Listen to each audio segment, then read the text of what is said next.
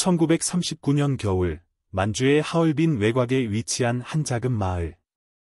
눈으로 뒤덮인 폐허 속에서 기이한 연기가 피어오르던 밤, 아무도 몰랐다. 그 안에 인간이 타고 있었다는 것을. 이곳은 일반인이 접근할 수 없는 731 부대의 실험기지였다. 표면상으로는 전염병 예방을 위한 연구소. 그러나 실제로는 인간을 분해하고 생명을 해부하며 고통을 수집하던 악마의 실험장. 이 이야기는 단지 일본 제국주의의 폭력성에 대한 비판이 아니다. 이것은 인간이라는 존재가 어디까지 타락할 수 있는지를 보여주는 하나의 경고다. 주인공은 의사였다. 본래 생명을 살리기 위해 히로시마 의대에 입학한 청년, 이시카와 류. 그는 전쟁이 시작되자 군의관으로 징집되었고, 곧 특수임무라는 명분 하에 만주로 이송된다. 그리고 그가 처음 본 것은 쇠창살 뒤에 앉아있는 어린 소녀의 눈빛이었다. 공포와 수능, 절망이 겹쳐진 인간이 아닌 대상의 눈빛.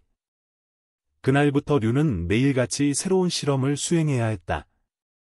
피를 뽑고 장기를 꺼내고 봉상 실험을 위해 팔을 얼려가며 상부에서는 그들은 적국의 포로이며 과학을 위한 희생이다 라고 세뇌했다. 하지만 류의 손은 점점 떨리기 시작했다. 그가 꿨던 꿈, 백의를 입고 환자의 병을 치유하던 이상은 시체더미와 고통의 절규 속에서 산산조각났다. 아이가 울음을 멈췄을 때 그는 자기도 모르게 안도의 한숨을 내쉬었고 그 순간 자신이 인간성을 잃어가고 있다는 것을 직감했다. 기지는 외부와 철저히 단절되어 있었고 탈출은 곧 죽음을 의미했다. 감시병은 냉정했고 연구원들조차 서로를 의심했다. 누가 더 충성스러운지, 누가 실험을 가장 잘 수행하는지 경쟁해야만 했다. 류는 자신의 도덕성과 명령 사이에서 매일 밤 꿈속에서 피를 토했다. 그러나 그는 끝까지 그만두지 못했다.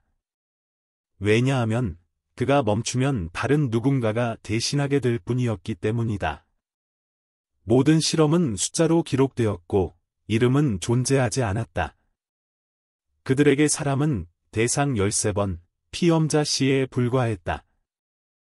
그러나 류는 알고 있었다. 그들 하나하나에게는 가족이 있었고, 이름이 있었고, 삶이 있었다는 것을.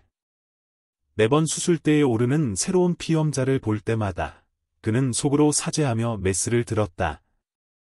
나는 의사가 아니라 괴물이 되어가고 있다. 그의 속삭임은 천천히 피범벅된 기록서에 묻혔다. 이것은 시작일 뿐이다. 어둠은 점점 짙어지고 류는 점점 더 깊은 늪 속으로 빠져들고 있었다. 류가 본격적으로 빙결 실험에 투입된 것은 1940년 봄이었다. 그날의 실험 대상은 20살쯤 되어 보이는 남자였다. 그는 러시아계로 보였고 아무 말 없이 실험대에 묶였다. 병사들은 물을 부었고 류는 온도계를 꽂은 채 피험자의 팔을 찬물에 담갔다. 처음엔 몸을 떨더니 곧 무표정이 되었다. 그리고 류는 칼을 들어 언 살을 자르기 시작했다. 소리는 나지 않았다. 오직 살이 갈라지는 소리, 피가 아닌 얼음이 떨어지는 소리만 방 안을 채웠다. 생체 해부는 과학적 진보의 초석이다. 상관이 말했다. 류는 그 말이 사형 선고처럼 들렸다. 그날 밤, 그는 실험 대상의 손톱 밑에 숨겨진 반지 하나를 발견했다. 작은 철제 반지, 안쪽엔 안나라는 이름이 새겨져 있었다. 그 순간, 그 남자에게도 누군가 사랑하는 사람이 있었음을 깨달았다. 그러나 그는 이미 사라졌고, 남은 것은 류의 손 위에 덜덜 떨리는 그 반지뿐이었다. 731 부대는 단순한 병리학 실험을 넘어서 전염성 생물무기 개발에 광분하고 있었다. 패스트균, 탄저균, 콜레라. 류는 이 바이러스를 생체에 주입하고 경과를 기록하는 팀에 배치되었다. 아이들이, 임산부가, 심지어 노인까지도 실험 대상이 되었다. 방독면조차 없이 관찰창을 통해 고통받는 모습을 바라보며 류는 하루하루가 지옥임을 체감했다. 그중 한 소녀는 류를 쳐다보며 마지막까지 말을 걸었다. 의사님. 저 나아요. 그는 말이 나오지 않았다. 아니, 입술은 움직였지만 소리는 공허했다. 아이는 그저 웃으며 눈을 감았다. 그리고 더는 깨어나지 않았다. 류는 그 순간 눈물을 흘리지 않았다. 그저 손을 씻었다. 피가 아니라 죄를 씻는 듯이. 그러나 물은 점점 붉게 물들었고 그의 눈동자도 마찬가지였다. 이 비밀기지에서 가장 무서운 것은 누군가가 명령하지 않아도 스스로 악이 되는 사람들이었다. 일부 연구원들은 실험을 게임처럼 즐기기 시작했다. 오늘은 눈을 마취 없이 뽑아볼까? 임신한 상태에서 해보하면 어떻게 될까? 그들은 웃었다. 류는 그 웃음 속에서 인간이 아닌 짐승보다 더한 것을 보았다. 상보에서는 마루타라는 용어를 사용했다. 나무토막. 사람을 사람이라 부르지 않기 위해 만들어낸 단어였다. 류는 이 단어가 그 무엇보다 잔혹하다고 느꼈다. 왜냐하면 그 순간부터 죄책감이 사라지기 때문이다. 그저 나무일 뿐이라면 고통도 눈물도 의미도 없다. 그러나 류는 매일 밤 눈을 감을 때마다 그들의 눈빛이 떠올랐다. 인간은 죽었고 괴물은 살아남았다. 어느 날 밤 그는 실험 기록을 불태우고 싶다는 충동에 휩싸였다. 그러나 그는 그렇게 하지 않았다. 아니, 할 수 없었다. 이 기록이 사라지면 이 고통도 사라진다고 믿었기 때문이다. 그리고 그 고통조차도 류가 붙잡고 있는 마지막 양심이었기에. 아이러니컬하게도 그는 죄책감을 버릴 수 없었고 그래서 계속 괴로워야만 했다. 그날 이후 류는 자신을 위해 실험했다. 기록을 남기며 괴물의 세계 속에서 인간이었던 흔적을 붙잡기 위해. 그러나 그 기억은 점점 흐려졌고 이름은 지워졌다. 시간은 멈췄고 감정은 마비되었다. 류는 점점 죽은 자들보다도 덜 살아있는 존재가 되어갔다. 1942년 가을, 류는 더 이상 거울을 보지 않았다. 거울 속에 그는 사람이 아니었기 때문이다. 눈동자는 텅 비어 있었고 손끝은 무언가를 계속 저미고 있었다. 가끔 그는 자신이 메스를 들고 있지 않을 때조차 손에서 피 냄새가 나는 것 같다고 느꼈다. 그것은 실제의 냄새가 아니라 기억의 냄새였다. 지워지지 않는 상처처럼 그의 피부에 새겨진 죄악의 흔적. 그 무렵 부대는 새로운 프로젝트를 시작했다. 실전 생물무기 투하 실험, 수백 명의 포로를 마을에 가두고 항공기로 패스트균이 든 벼룩을 뿌리는 실험이었다. 류는 처음으로 야외 현장에 투입되었다. 그는 마을로 향하는 트럭 안에서 숨을 죽였다. 마을은 평범했다. 노인이 있었고 아이들이 장난을 쳤고 여인들은 물을 깃고 있었다. 그들은 아무것도 몰랐다. 비행기가 하늘을 가르고 조용히 무언가를 떨어뜨렸다. 작은 검은 가루가 바람에 섞여 흩날렸다. 몇 시간 후 아이들이 쓰러지기 시작했다. 설사, 구토, 고열. 류는 장갑도 없이 그들의 증상을 관찰하며 기록했다. 그는 아이의 눈을 들여다보았다. 그 속에는 공포가 있었다. 그러나 더 무서운 것은 그 공포가 너무 익숙해졌다는 사실이었다. 그는 자신도 모르게 아이의 머리를 쓰다듬었다. 손이 떨렸다. 인간으로서 마지막 본능이 비명을 지르고 있었다. 그날 밤, 류는 처음으로 탈출을 생각했다. 단지 실험이 끔찍해서가 아니었다. 그는 이대로라면 자신이 더는 누구인지조차 모르게 될 것 같다. 그저 살아있는 악몽 속에서 걷고 있는 그림자일 뿐. 하지만 그가 머무는 기지에는 감시 카메라가 있었고 병사들은 그의 동선을 기록했다. 탈출은 곧 죽음, 아니면 실험 대상이 되는 것이었다. 그러던 어느 날, 같은 병리학 연구를 하던 동료 사카모토가 몰래 그에게 쪽지를 건넸다. 이대로는 안 된다. 우리가 본 것을 기록하자. 언젠가 누군가 이 진실을 마주하게 해야 한다. 류는 망설였다. 진실은 무겁다. 그것을 안고 살아간다는 건 평생의 형벌이 될 수도 있었다.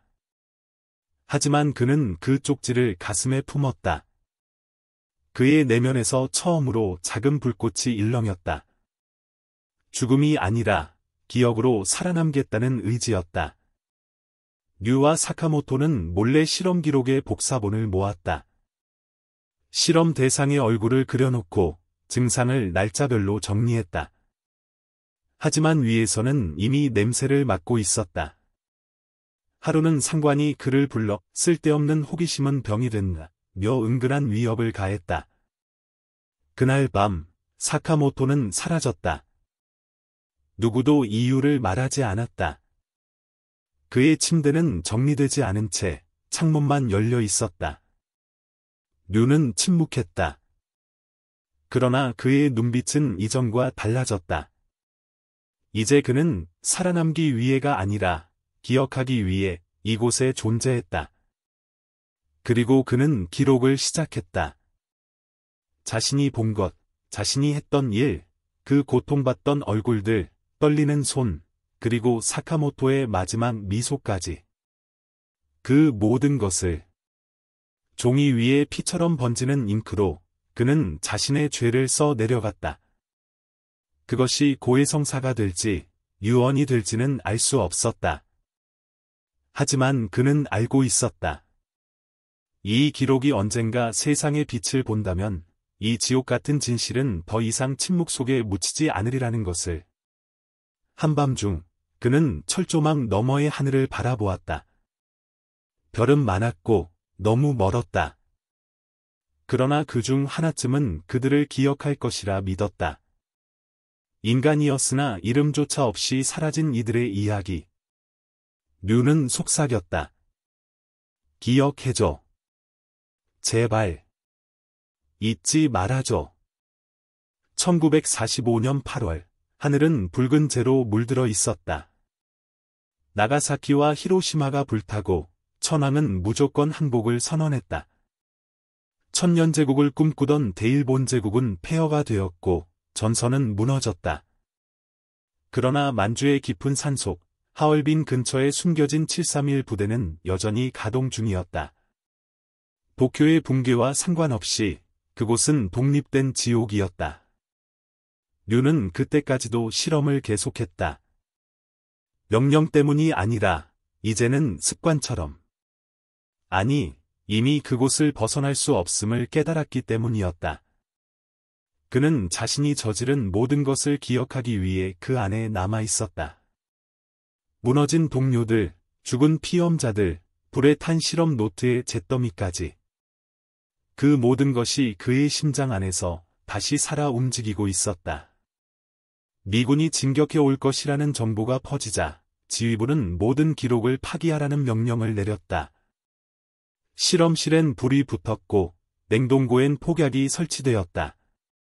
동료들은 증거인멸에 몰두했지만 류는 손끝 하나 까딱하지 않았다. 그는 자신의 비밀 기록을 담은 작은 상자를 실험체 묘지 깊숙한 곳에 묻었다. 그곳에는 번호만 새겨진 철제 명패들이 줄지어 있었고 눈을 감은 시체들이 말없이 누워 있었다. 그들은 이름이 없었지만 류의 기억 속엔 모두 살아 있었다. 며칠 후 미군이 도착했다. 그러나 믿기 어려운 일이 벌어졌다. 미국은 731 부대의 실험 자료를 넘기는 조건으로 전범 면책을 약속했다. 류는 법정에 서지 않았다. 그는 도쿄가 아닌 오사카의 국립병원에서 조용히 일하게 되었다. 그곳에서 그는 또 다른 이름으로 환자를 진료했고 아무도 그가 그곳에 있었다는 것을 몰랐다. 그는 하루하루를 살아갔다. 그러나 결코 살아있진 않았다. 밤마다 그는 꿈을 꿨다. 눈이 없는 소녀가 그를 바라보고 있었고 썩어가는 손으로 자신을 끌어당겼다. 그 손은 안나의 이름이 새겨진 반지를 끼고 있었다. 류는 비명을 질렀지만 아무 소리도 나지 않았다. 깨어나면 그는 항상 책상 앞에 앉아 기록을 남기곤 했다. 자신이 저지른 것들, 지워진 이름들, 사라진 증거들. 그것이 그가 선택한 속죄의 방식이었다. 1972년, 그는 폐렴 말기로 병원에 입원했다. 몸은 이미 만신창이가 되어 있었지만 손은 여전히 메모를 남기고 있었다. 간호사가 그에게 물었다. 선생님, 남기고 싶은 마지막 말이 있으신가요? 그는 미소 지으며 말했다. 그들이 살아 있었다는 것만 기억해 주세요. 그리고 마지막 숨을 쉬며 눈을 감았다. 그의 장례식엔 아무도 오지 않았다. 신문에는 이름도 나지 않았다. 그러나 몇 년 후, 한 기자가 오래된 국립병원의 창고에서 작은 상자를 발견했다. 그 안엔 붉게 바랜 기록지와 이름 모를 얼굴들의 스케치가 담겨 있었다. 그리고 작은 쪽지 하나가 붙어 있었다. 이것은 과학이 아니다. 이것은 악마다. 오늘날 그 기록은 여전히 공식적으로 부인되고 있다. 731 부대의 실험은 일본 정부에 의해 기록이 없다고 일축되었고 책임자는 처벌받지 않았다. 그러나 우리는 알고 있다. 그 진실은 사라지지 않았다. 그것은 류의 손끝에서 피로 번진 기록 속에서 그리고 지금 이 순간 이 영상을 보고 있는 당신의 마음 속에서 살아 숨쉬고 있다. 그들이 우리에게 남긴 것은 지식이 아니라 경고였다. 인간이 어디까지 잔혹해질 수 있는가? 그리고 우리는 언제든지 괴물이 될 수 있다는 것. 잊지 말라. 그들의 고통은 역사의 뒤편에 묻힌 것이 아니라 우리의 눈앞에 있다.